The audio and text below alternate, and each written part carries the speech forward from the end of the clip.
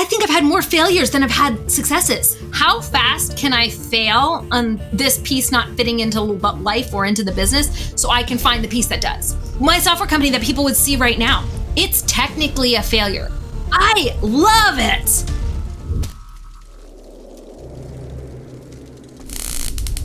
Hey, Rachel, welcome to the show.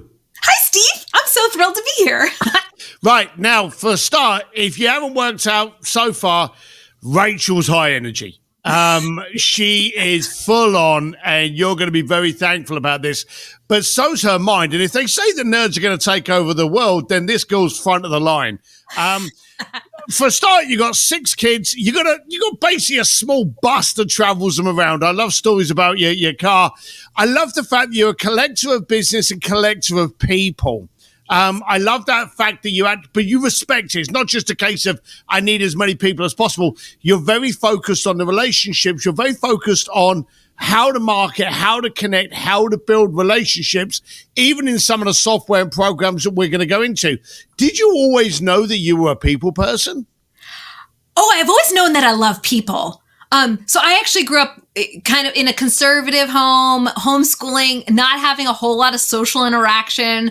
And I knew whenever I left my house and I went to college and I was uncool, that I wanted to become cool and I wanted to collect people and I wanted to like have friends. And I realized soon in that everyone else in the world also wants to connect and they also want friends. And so it was really easy once I like figured that out, and that people want to be with other people who have shared interest to them and shared like goals, shared like plans, shared quirky habits. So once I realized that if I can mirror to someone the part about them that is quirky and connect with them, then I can collect them into my little friend group.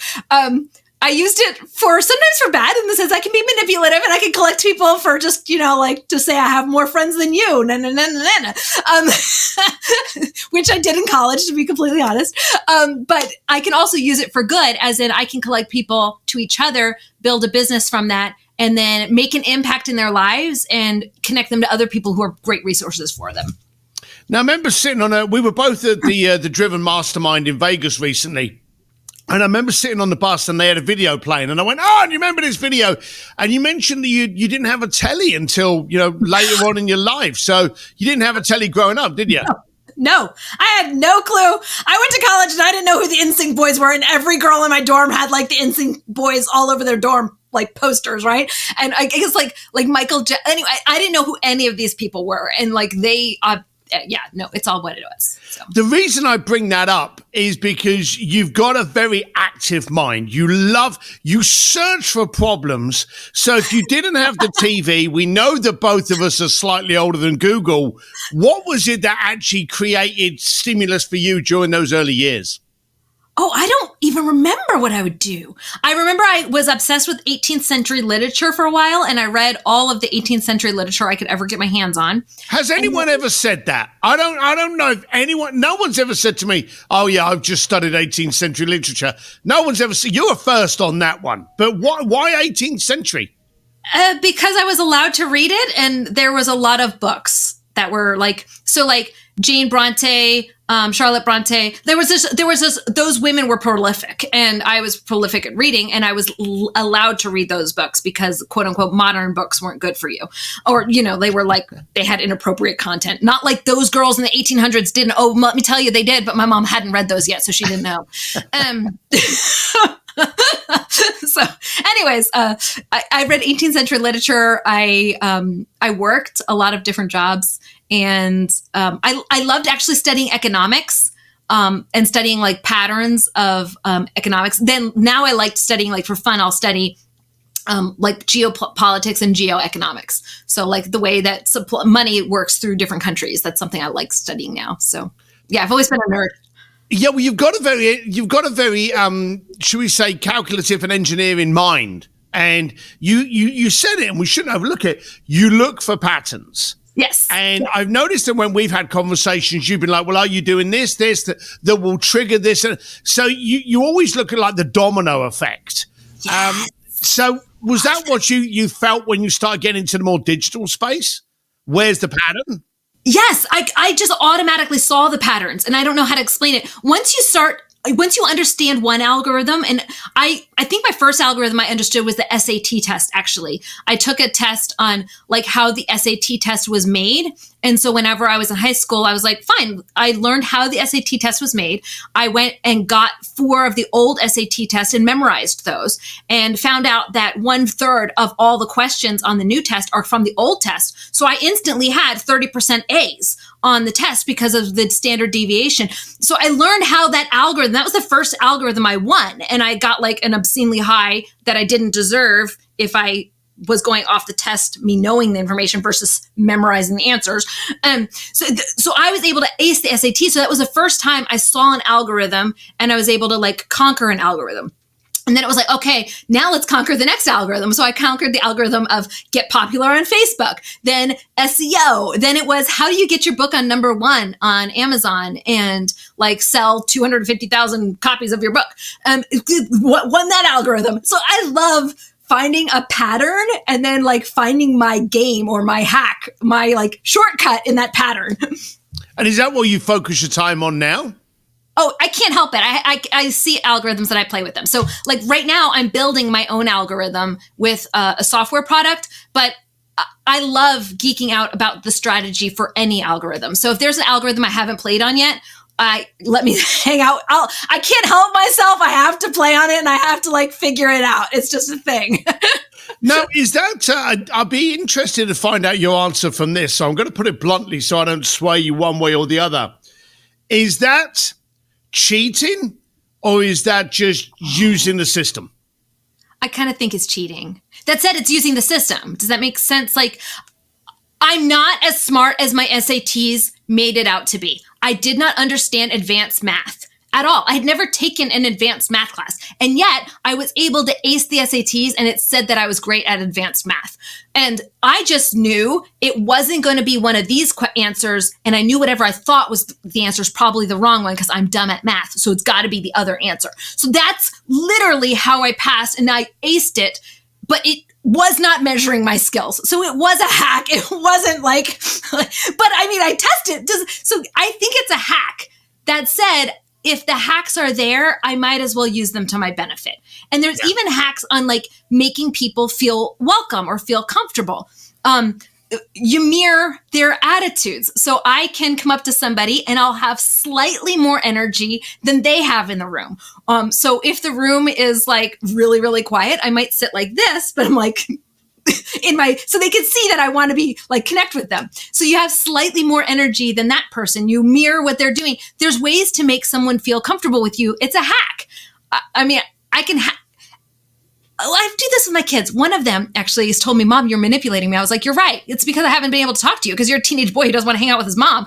And so I'm like hanging out with you with the intention of I want to hang out with you. So yeah, that feels like manipulation. And it is manipulation because it's also good because your mom wants to know what's going on with you. And if I can manipulate you to tell me what's going on with your life, I'll call that a win. So I even help my kids see when there's like patterns of algorithm patterns of human. There is economics. They talk about like supply and demand, the supply of emotions, the supply of energy, the supply of time, the supply of money. Money is mostly what they like to talk about, but I like to put it into all the social stuff too. So just like we have different supplies and demands in money, we also personally have different supplies and demands that we're always balancing in our lives. And so you can hack a person just like you can hack an algorithm and it can be seen as manipulative. And yes, it is manipulative. So there's the answer. It's like anything that's ever been created, designed, thought up can be used for good and bad. Yes. If you are evilly manipulating someone so that you can have a conversation with them so you can best understand them in order to best connect with them, well, I don't see that as bad. No. So I'm with you on that. And that's why I wanted to ask you the question in a very, very dry situation, because let's be serious. Our attention is very, very short now. So we want to know, okay, how can I do this? And you talk about advanced math. Unless you've got a career in maybe NASA or something like that, day-to-day running around the supermarket, and so you don't need it. You know, you outsource all of your intelligence to your phone now. So bottom line of it is we try to find a system that can do it for us to save ourselves. Do So I would imagine from the way you're saying this, and I suppose the way we've already framed it, you don't see AI as a bad thing. You see it as a good thing that complements you, correct or wrong? I love it. Because, all of us need shortcuts to get results faster and easier without as much effort. And AI does that. Could it be used for bad? Sure. Will it be corrupted because marketers love to go in and ruin everything that's fun and lovely in the world? For sure. That said, for right now, it's a great tool and we should jump on the bandwagon and learn how to use it because it's going to be the future and it makes life easier. Yeah. Now, I do want to talk about a software that you built up. It's called PageWheel, correct? Yeah, it's pagewheel.com. Now, you were telling me about it, and I was like, hang on, that kind of sounds too simple, but it's been made simple because someone smarter than me has actually built it. So what does PageWheel do? So what I thought for myself when my business is I needed to have a lot of different lead magnets to get someone's attention. I knew how to get their attention, get them on the list, but I needed to make a lot of them because how many of us, the first time we meet somebody, we're like, yeah, let's be besties. Usually it takes 6, 7, or Cosm said, 500. Yeah. Please not 500 times to attract a person into your audience. So knowing that, I needed to have a lot of different lead magnets for them. And in my one business, I have 6 different websites that are all viral websites, but they're all on different topics because I was crazy. And I was like, oh, I like this today. Let's make a website for that. And I built the website and then built the next one. And I just kept building different things that didn't have any relation to each other. And next thing you know, they're all getting traffic and I want to make products for them so I can sell to them. But anyways, I needed a way to do that where I wasn't making one product at a time. So I created templates that made your lead magnet. So the actual physical papers like this, lead magnet papers that they can print is made by AI. It's designed by AI. It's copy is written by AI. It's put on a sales page by AI. All I have to do is add personalization to it, which takes 10 minutes maybe. And I hit publish. So now I could have 47 or 157 lead magnets and products I could even sell if I wanted to, instead of it being a lead magnet, which is what I'm using it for, is lead generation. But let's say I wanted to sell it for $7.99 or $47.99 because it has a course on it. I can do that and it's made like this. That's what I wanted for myself. And so I made it for myself originally because I needed a way to hack the algorithm of all this work I had to do. And I was like, there's no way. And I'm not hiring more people because I don't like managing people. I like being people's friends. So I need to not have a ton of employees because it doesn't work when they're all your best friend.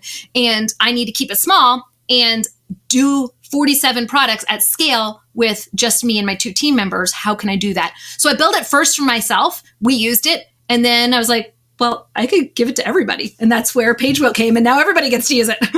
How long has it been out? PageWheel, actually, we got the domain this morning. The previous domain was called Busy. And that's been out since last May. But we had to change our name because the government told us we were using somebody else's brand name because we didn't know what we were doing. So anyways. So what's the new domain? The new domain is pagewheel.com. And the old domain was busy.ai. All right. Okay. So we'll put those down there. I'm interrupting this podcast for 35 seconds to give you more value. If you are an ambitious entrepreneur looking for the opportunity in everything you come across, don't just listen to this podcast. Imagine taking part in these conversations every week. Imagine having a new network of creative and disruptive entrepreneurs to support and push you into becoming the person you can be. With this high level and exclusive community, it exists. Head to simsdistillery.com to learn more. So as AI develops, do you think this is increasing or decreasing our ability to communicate? Because you said quite openly, as a kid, you wanted to connect. Mm-hmm. Now you're using any way you can to connect. Yes. But we've got a lot of people saying AI is creating a disconnect. Any feedback on that? I think AI does. But think about yourself in your business. If you're a solopreneur or you've got 2 employees, do you have a lot of time to connect with your future customers if your time is also spent on setting up your tech, on writing your copy, on doing what I would consider grunt work? Now, yes, you guys do need to write your own copy. You need to get your own heart into it. But does every single page that you write have to be fully your heart and every word perfect? No. So I want to give you the freedom to actually have those interactions, because all that tech stuff, AI automates that. I had someone say to me the other day, it's like someone walking up to someone that's trying to hit a nail with a screwdriver and offers them a hammer. And they're like, well, it would make it really easy using the hammer to put this nail in. Is that cheating? And I feel a lot of people, because they don't understand AI, are scared of it. And as human beings, we're scared of anything that we don't fully understand. We were like that with TV. We were like that with radio. We were like that with cars. So it's nothing new, this emotion. It's just the latest thing. How do you think people should use AI to maybe get over that fear? Think about a task that you need to do and then find a way to get it done faster with less work, so you can do the thing that you're called to do. You're called to connect. You're called to love. You're called to have relationships. You're called to invest in your health. So if we're spending all of our time like doing the things we hate, like for me, I hated the text setup. I hated connecting my sales page buttons. I hated formatting a PDF so it could be printed. That to me was busy work that keeps me away from my health goals, my fitness stuff, my connecting with my family, even making money and making an impact, right? I didn't have the energy for those things because I was stuck in the busy work. So use AI for all of those busy tasks that you just hate. And I think that's the key. By utilizing AI, it releases you to use what I call in my coaching program your unicorn. Those things that you are absolutely incredible at doing and love doing. It gives you more time. It doesn't replace those. No. It gives you more time to do it. So you said something about you had like a 2-person team. How big is your team? My marketing team, I have multiple businesses. So one team is coding the software. That team has 5 coders and like a customer service girl. And then the other team is my marketing training program, and that has 2 employees. So like between both of my companies, including me, I think we're 8 people. And you've got a range of businesses. Do you want to tell us how many businesses you got? Oh, well, I have 3 EINs, but each EIN runs multiple businesses. So like I have a holding company that collects a bunch of businesses. Like I have 2 car washes. The second car wash just opened. I'll tell everybody I got another car wash now. It's in Dallas. If you're in Dallas, let me know. You got to go through my car wash. Yeah. So I've got like that one collects a lot of different businesses. That's basically where I take my money that I'm making off the internet and I park it somewhere so it can grow, but is not as volatile as the internet businesses are. And then, so I have the holding company, and then I have my media company, which is where I have my blogs. And I also have my software under that one, because my software, remember, we built it off of all the products we were selling from my blogs and my websites. And then I also have a training program where I teach people how to recognize social algorithms, basically how to go viral on Facebook. That's what I teach. So I don't want to wait until the end.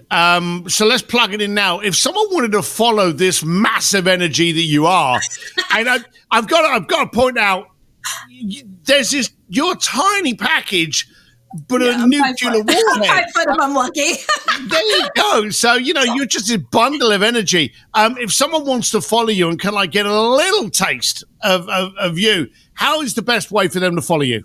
I'm Rachel Miller. You can follow my profile on Facebook, or my page on Facebook is Moolah. But yeah, just come hang out. I love meeting people. All right. So I'm going to put that on there. So you've got these number of businesses. AI, I would imagine, while you've got the kind of brain that I think A, likes being challenged, and B, allows you to spin multiple plates, AI is also helping you to be able to, go out and perpetuate that. But it's very interesting that you've actually got a digital side and then you've got a car wash. Why those 2 businesses? I know you said parking it, but I could have seen you parking it in different things. Maybe you saw Breaking Bad a lot or something. I don't know. But why the car wash? Because I came up with a list of 12 different businesses I want to have. And one of them was a car wash. One of them's a farm, a mushroom farm, and a microgreens farm. So I want one of each. I just have different. I just want to own a car. I also want to own like an intentional community where so I have 40 acres or 100 acres, and we just each have like a little spot, and we have groundskeep. Anyway, yeah, I just have different businesses I want to own. Like they're just like bucket list items. It doesn't make a whole lot of sense when you think about it. It's just you might as well do something with it. So like one of my things that we wanted to like invest in schools. So I like made a list of bucket list items of like things I wanted to donate my money to. Wanted to donate my money to like a kid who's having eye surgery so he could see, just because I heard about it was really cool. I was like, oh, I want to donate my money to a well. I want to donate my money and build a school. Okay. I've got a list of things I want to do with my money is for charity, for good. And then I have a list of like businesses I'd love to own. So like a laundromat, that sounds boring, but also kind of fun and weird and creepy weird. Yeah, the creepy weird, whatever. So that one, I want to own a car wash was one of them, an apartment complex. I want to own a mushroom farm. So if you have anybody that wants me to invest in a mushroom farm, that's next on my list. Have you ever done Cameron Howard's Vivid Vision? No, but that sounds like fun. I don't know if it would be for you. I think it'd be like just a clusterfuck. Probably. Yeah.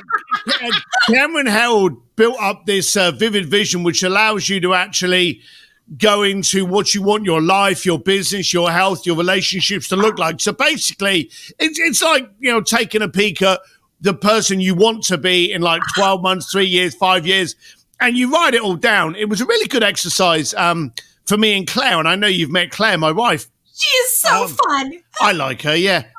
But both me and Henry have wrote Vivid Visions so that we can then swap them to see if we're on the same path with the business that we're involved in and the offshoots.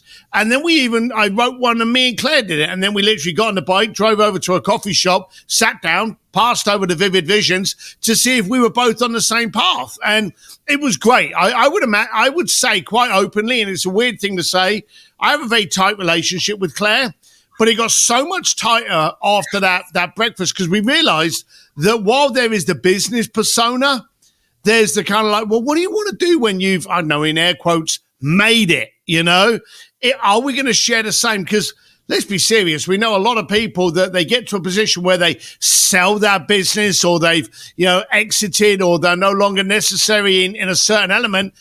And that can sometimes be the worst thing in the planet. Yeah. So I'm now going to spin that to you. One, I would be so interested to see your Vivid Vision, but is there the slight possibility of you slowing down in the future? Yes and probably no. As in, like, I would love to like have a farm in the middle of nowhere with a greenhouse that like we are self-sufficient and live on, kind of like a Bunkerville type of thing. Not that I'm actually a prepper or bunker type of person, but anyways, I can see myself living like happy on a farm. But at the same time, I love puzzles. So as long as I have a puzzle that's worth doing, then I'll be happy. But if I'm just living on a farm by myself, like I probably wouldn't handle that well. So I'll have to be creating something. So like right now I'm creating a software company. I know I'm going to sell that software company in 2 to 3 years because that's just who I am. I build something and I either build it and then somebody else runs it for me, or I build it and I sell it. So I know that I'm building it to sell or build it to be run. But I will go after that 2 years and I will go make something else because I can't not. I'll make something. It'll be fun. I don't know. So that's definitely part of my vision is I'll be making something. Are your kids the same as you? Do they share the same kind of give me a puzzle, give me a hack kind of mentality? They're all unique children who are all independent children. Like I've raised very strong independent kids. They're all doing different things and they don't want to do what mom tells them to. So like they're not quote unquote going to be an entrepreneur. But as I'm looking at them, I'm thinking, yeah, you're totally unemployable, kid. I hate to break it to you, but you are unemployable. You've got a lot of opinions and no one else wants to hear those or share them with you. So like they're going to be on their own path, but I have raised extremely independent children. So it'll be very fun to see what they go on to become and do. Have you had many losses and failures within your business? Oh, yes. Like I think I've had more failures than I've had successes. Like, honestly, my software company that people would see right now, it's technically a failure on paper because like it's taken 2 years to build. And in that 2 years, we've spent $500,000 and we have not made back $500,000, y'all. So like technically on paper, it's a failure. I know it's going to be a success once we like go through the hoops. Does that make sense? But I've been through enough things that I know I'm going to fail here building it. I'm going to fail again building it. I'm going to fail again building it. And you're going to put that puzzle piece in. It's not going to fit. You're going to put the next puzzle piece in. It's not going to fit. You just have to kind of fail on all of those puzzle pieces you're putting in and they don't fit the first time, you just got to keep going until they start fitting. And the difference is compressing time and working through those problems when it feels tight and where it's not like, oh, it's not working. Oh, it's not working. We have to get back up and try the next piece faster. So it's how fast can I fail on this piece not fitting into life or into the business so I can find the piece that does. I think that's the differentiator between an entrepreneur and a wantrepreneur.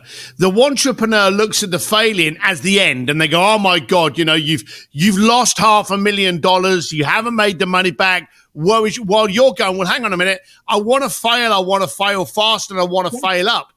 As the kids of entrepreneurs, and this is now talking to any parent out there, Henry saw the shit show that is a entrepreneur's life and went, I want nothing to do with that. I want to become an entrepreneur. And again, same thing. I'm looking at him and I'm like, no one's going to employ you. You're going to open up. And you hate saying that to your kid. You can't explain it to them. And they have to suddenly realize that that's in a strange way, that's part of the joy because you finally get to find out where that piece is wrong. Fix it. That leak's now fixed, and you can go on to the next problem until you can float.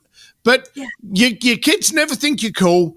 They never want to go through the shit that you go through. But as you say quite openly, you have to realize early on that you're unemployable. Yeah. I truly believe one of my children for sure is completely unemployable and possibly another child unemployable. But we'll see. We'll see what their future holds. They're their own people. I'm actually the child of an entrepreneur too, and so I said when I was a kid I didn't want to be an entrepreneur, and all of my siblings said they didn't want to be entrepreneurs, and we are all entrepreneurs. So my kids will be who they are, but most likely they'll be entrepreneurs. I love the way you're looking at kind of like failing quickly so you can get on to the next bit. I think that's absolutely fantastic. Well, I said to you that this would be these are brief conversations, but wow, you brought energy and I think 2,000 mile an hour speed. So thank you so much for showing up with us today, Rachel. I'm going to put the links in below. I want everyone to go over and check it. Pagewell, where can we find out about Pagewell? Is it a .io? What's the website? It's .com. .com. There you go.